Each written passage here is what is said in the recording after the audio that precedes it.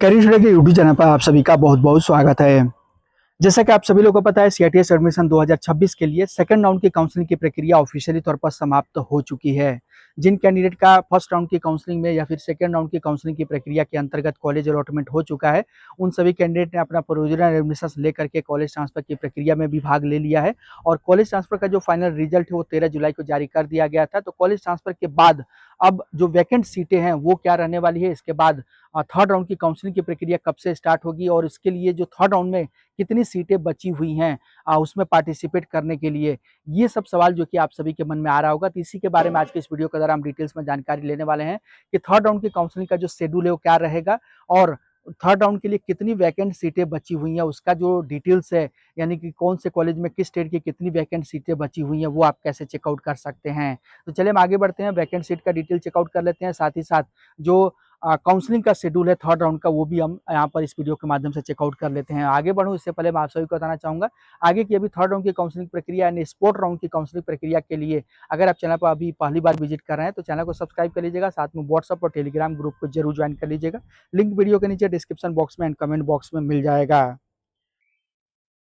अब third round की counselling schedule जाने उसके पहले आप सभी के लिए काफी ज्यादा इंपॉर्टेंट टॉपिक्स ये है कि कैसे करें कॉलेज का चयन जिससे कि आपको थर्ड राउंड में कॉलेज का अलॉटमेंट हो सके। तो देखिए इसके लिए मेन जो की पॉइंट ये है कि आप जो भी कॉलेज का चयन कर रहे हैं उसमें जो टॉप मोस्ट कॉलेज थे, जो एनएसटीआई कॉलेज थे या फिर जो पॉपुलर जो आईटोट कॉलेज हैं, उनकी सीटें ऑलमोस्ट जो कि फिल हो चुकी हैं। लेकिन मैं आप सभी को स्टार्टिंग से ही लगातार आप सभी को बोलता आ रहा हूँ कि अगर आपकी मेरिट कम है, आपने स्कोर कम लाया हुआ है एंट्रेंस एग्जाम में, तो टॉप कॉलेज के चक्कर में या फिर एनएसटीआई कॉलेज के चक्कर में ना पड़े। आपको वैसे भी जो है कि अगर मेरिट कम है तो आपको वो कॉलेज नहीं मिल रहा है, तो ऐसे में जो भी जो अभी नए कॉलेज खुले हैं जो डीजीटी की तरफ से या फिर बहुत सारे जो कॉलेज हैं जो कि आईटीआई कॉलेज हैं वहां पर भी डीजीटी की तरफ से मान्यता दे दी गई है, तो वहां पर भी सीआईटीएस के कोर्सेज संचालित किए जाने लगे हैं। उन कॉलेज को आप चयन करें। मैं आप सभी को बार बार बोलता आ रहा हूँ कि सीआईटीएस के सर्टिफिकेशंस में आप किस कॉलेज से सीआईटीएस कर रहे हैं उससे कोई लेना देना नहीं है, बस थोड़ा सा फीस का अंतर हो सकता है, यही केवल एक डिफरेंस है। इसके अलावा सर्टिफिकेशंस की वैल्यू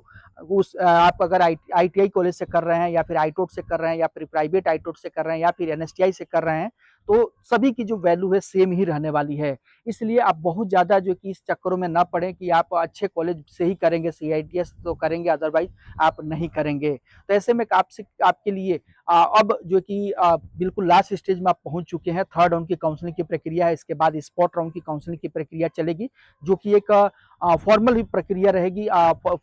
स्पॉट राउंड की काउंसलिंग की प्रक्रिया में सीटें कम होती हैं, ऐसे में वहां पर बहुत ज्यादा आपके लिए चांसेस नहीं रहते हैं। इसलिए अभी आपके पास देखा जाए तो केवल और केवल लास्ट यही एक मौका बचा हुआ है थर्ड राउंड की काउंसलिंग। ऐसे में जिन कैंडिडेट का मार्क्स कम है उनके लिए मैं यही बोलूंगा कि आप सभी जहां पर भी सीटें खाली हैं उनको ये ना देखें कि आप आईटीआई कॉलेज में, वो जिस कॉलेज को आप सेलेक्ट करें वो आईटीआई कॉलेज है या फिर आईटोट कॉलेज है, आप वहां पर चयनित करें और उन कॉलेज को सिलेक्शन करें। और जब भी आप कॉलेज चॉइस डालें तो एटलीस्ट आपको कॉलेज मिले, उसके बाद कॉलेज ट्रांसफर की प्रक्रिया में भी भाग ले करके आप कॉलेज ट्रांसफर करा सकते हैं। अगर कॉलेज ट्रांसफर नहीं हुआ तब पर भी आप अपना डिसीजन उस टाइम भी चेंज कर सकते हैं कि अगर आपको वहां पर नहीं जाना है, आपको लग रहा है कि नहीं मुझे वहां जाना ही नहीं है, तो आपका कोई पैसा अभी तक नहीं लगा, क्योंकि प्रोविजनल एडमिशन जब आप कराते हैं तो वहां पर कोई फीस लगती नहीं है, तो आपका कोई चार्जेस नहीं लगना है। अगर अब आप बाद में डिसीजन लीजिए कि आपको उस कॉलेज में एडमिशन लेना है फाइनल या फिर नहीं लेना है, वहां से आपको सीआईटीएस करना है कि नहीं करना है, ये सब बाद में डिसाइड कर लीजिएगा। एटलीस्ट पहले आप अपना कॉलेज अलॉटमेंट कराइए, उसके बाद आप अपना मूड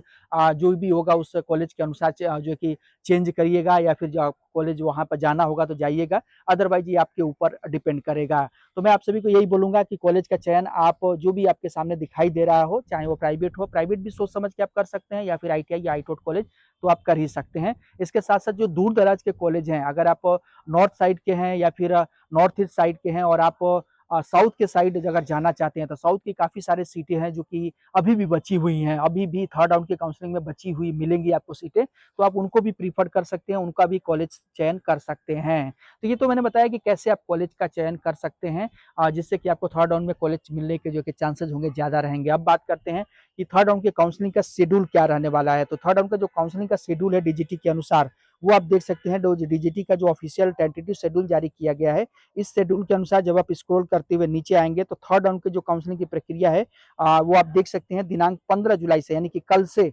स्टार्ट हो रही है। कल से थर्ड राउंड की काउंसलिंग की प्रक्रिया स्टार्ट हो जाएगी, 18 जुलाई तक चलेगी, यानी कि 4 दिनों तक आप कॉलेज चॉइस कर सकेंगे। उसके बाद जो इसका रिजल्ट होगा, यानी कि कौन सा कॉलेज आपको मिला है, 20 तारीख को इसका रिजल्ट जारी किया जाएगा। उसके बाद 22 जुलाई से लेकर के 24 जुलाई के बीच में आप अपने नियरेस्ट एनएसटीआई या आरडीएसडी में जा करके अपना प्रोविजनल एडमिशन यानी कि डॉक्यूमेंट वेरिफिकेशन करा सकते हैं, जिसके लिए 3 दिन का टाइम आपको अलॉट किया जाएगा। उसके बाद अगर आप उन कॉलेज से जिसमें आपने प्रोविजनल एडमिशन लिया है, उनसे अगर सेटिस्फाइड नहीं है, अगर आप ट्रांसफर कराना चाहते हैं, तो ऑनलाइन कॉलेज ट्रांसफर की प्रक्रिया में 25 जुलाई 2026 को आप भाग लेंगे, जो कि ऑनलाइन तौर पर चलेगी। और इसका जो रिजल्ट होगा, यानी कि जो आपने कॉलेज ट्रांसफर की प्रक्रिया में भाग लिया था, उसका रिजल्ट दिनांक 27 जुलाई 2026 मंडे को जारी किया जाएगा। तो इस तरीके से जो आपका थर्ड राउंड की काउंसलिंग की प्रक्रिया है, वो दिनांक 15 जुलाई से स्टार्ट होकर के और 27 जुलाई को समाप्त हो जाएगी। उसके बाद जैसा कि मैं आप सभी को बताता आ रहा हूँ कि स्पोर्ट राउंड की काउंसलिंग की प्रक्रिया चलेगी, जिसके लिए 3 अगस्त से लेकर के 5 अगस्त के बीच का टाइम दिया गया है। यानी कि इस टाइम पीरियड के अंतर्गत